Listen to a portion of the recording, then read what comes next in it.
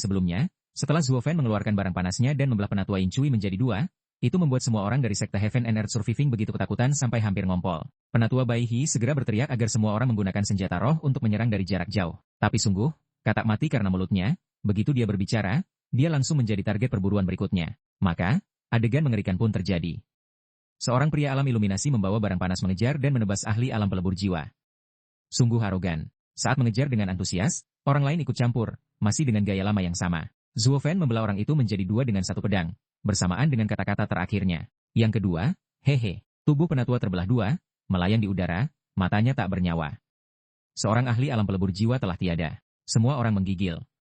Mereka semua menarik napas dalam-dalam, terutama Zhao Dezu, yang memegangi kepalanya, gemetar seolah dia tidak bisa mempercayai matanya lagi. Kultivator alam iluminasi macam apa yang memanen ahli alam pelebur jiwa seperti sayuran di pasar. Terutama 6 penatua yang tersisa, tatapan mereka pada Zuofen tidak berbeda dengan melihat monster. Wajah mereka menjadi sangat suram, dan kedua tangan mereka tanpa sadar gemetar, berpikir bahwa dalam waktu sesingkat itu, 2 penatua alam pelebur jiwa telah tewas secara tragis. Metode pembunuhan anak ini benar-benar aneh dan menakutkan. Penatua berjanggut perak tetap diam, merenung lama. Akhirnya, dia mengertakkan gigi dan berkata, semuanya, serang bersama. Dia menggunakan segalanya untuk secara bertahap menghancurkan formasi kita. Pedang itu terlalu berbahaya, dan teknik gerakannya sangat aneh. Jujur saja, bahkan jika kita semua adalah ahli alam pelebur jiwa, kita masih bisa mati oleh pedangnya kapan saja. Semua orang dengan tenang mempertimbangkan kembali situasi, lalu semua mengangguk setuju. Penatua Bai He menarik napas dalam-dalam dan melanjutkan dengan serius, sepertinya kita harus mengesampingkan martabat alam pelebur jiwa. Untuk anak ini, itu sepadan. Lalu dia menoleh ke Zhao Dezu dan berkata, kau pimpin 100 orang untuk mengejar para wanita itu. Kami akan tetap di sini dan memusnahkan iblis kecil ini bersama-sama ya.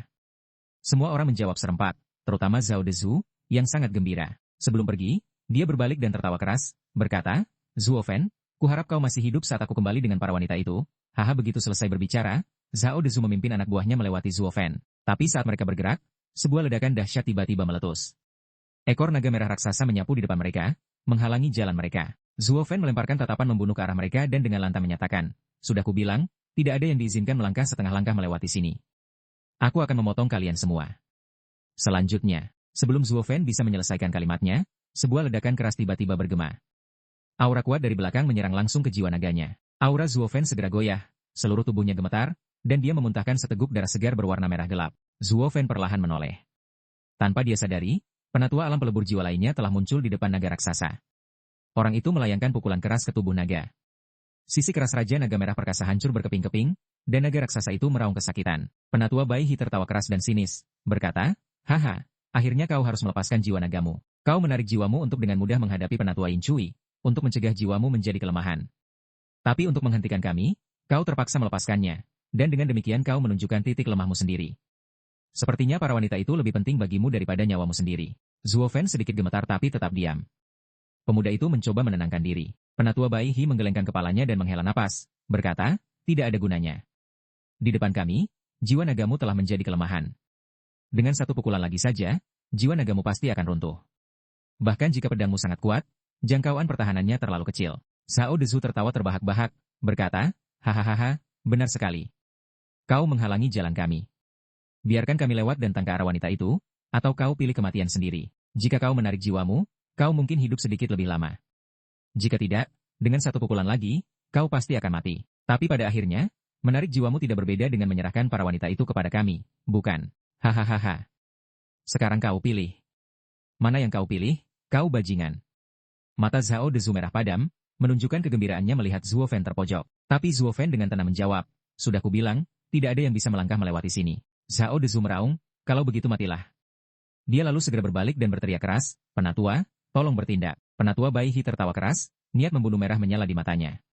Dia mengangkat tinjunya tinggi-tinggi, membawa kekuatan yang luar biasa, dan dengan sengit menghantam punggung naga raksasa itu.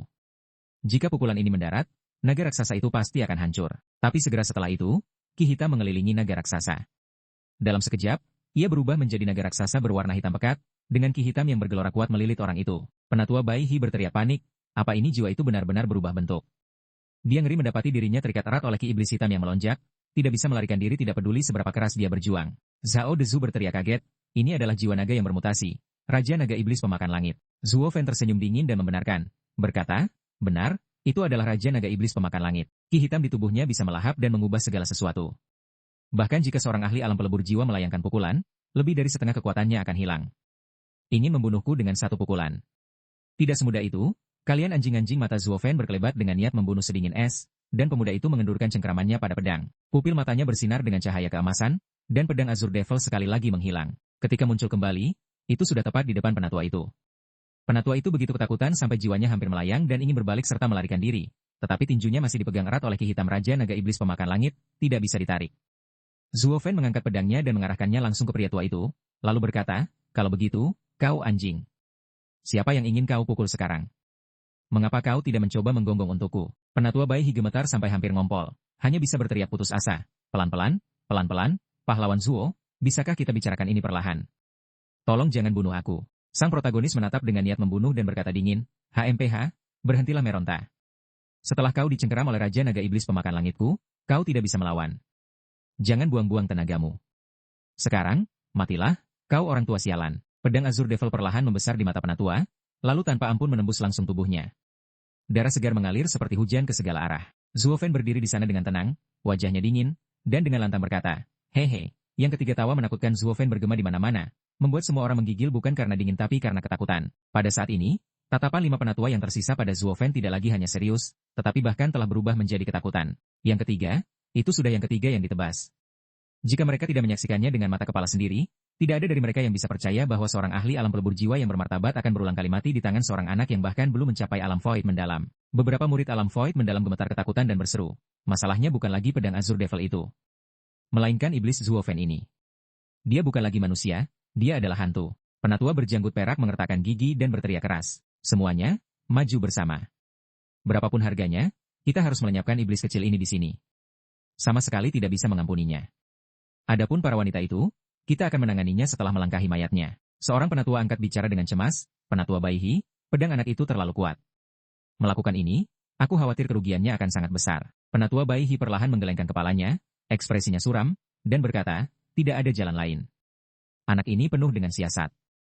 Kami telah menyiapkan formasi dan menyerang, tetapi kami masih tidak bisa mengalahkannya. Metode terbaik adalah menggunakan taktik kawanan serigala, menggunakan kekuatan untuk menindas yang lemah, menggunakan jumlah untuk membanjiri yang sedikit, membuatnya kelelahan, dan akhirnya, kita bisa membunuhnya." Namun, orang itu masih akan memberi nasihat ketika Penatua Baihi mengibaskan tangannya dengan sengit dan dengan tegas berkata, "Tidak perlu ragu. Paling-paling, hanya beberapa murid alam void mendalam lagi yang akan mati. Sekte kebenaran langit dan bumi kami mampu menanggung itu." Begitu selesai berbicara, Penatua Baihi secara aktif menyerbu maju untuk menyerang Zuofen. Namun, dia tidak berani menghadapinya secara langsung. Targetnya adalah jiwa naga. Lalu dia berteriak keras, "Jika kalian punya senjata roh, serang tubuh utamanya. Jika tidak punya senjata roh, lepaskan jiwa kalian untuk menyerang jiwa naganya." Ya. Melihat penatua memimpin serangan, semangat semua orang segera melonjak. Mereka semua serempak meraung dan menyerbu di belakangnya. 4 penatua yang tersisa saling melirik, mengangguk serempak, dan semua menyerbu ke arah Zuofen. Aura kuat menekan seperti gunung. 2 gelombang tekanan besar, seperti 2 gunung menjulang, turun dari langit. Satu menekan Zuofen sendiri, dan yang lain menekan jiwa naga sang protagonis. Tidak peduli sisi mana yang menanggung kekuatan, itu membuat pemuda itu merasa bahwa akhirnya akan hancur tulang dan daging. Tapi Zuofen tidak bisa menghindar, karena dia tidak bisa mundur. Di belakangnya ada Chu Qingcheng. Zhao Dezu mengikuti kecepatan Penatua Baihi dengan cermat. Dia mencibir, berkata, "Haha, Zuofen, kau ingin menghentikan kami semua sendirian. Kalau begitu kami akan melangkahi mayatmu dan membawa kembali para wanita itu. Dalam sekejap, kau pasti akan mati tanpa kuburan. Dan begitu kau mati, para wanita itu sama sekali tidak akan memiliki jalan keluar. Semua yang kau lakukan ini pada akhirnya sia-sia, tidak mampu menyelamatkan siapapun." Tubuh Zuofen sedikit gemetar, melayang di udara, tampak melemah, tapi matanya bersinar dengan cahaya cemerlang. Sang protagonis tersenyum tenang dan berkata, "Benarkah? Terima kasih atas pengingatnya. Sepertinya aku harus berusaha lebih keras lagi. Hehehe." Zuofen mengeluarkan tawa menyeramkan, seolah-olah berasal dari dunia bawah. Tiba-tiba, mata pemuda itu melebar, dan segel tangannya berubah dengan cepat. Transformasi jiwa tubuh.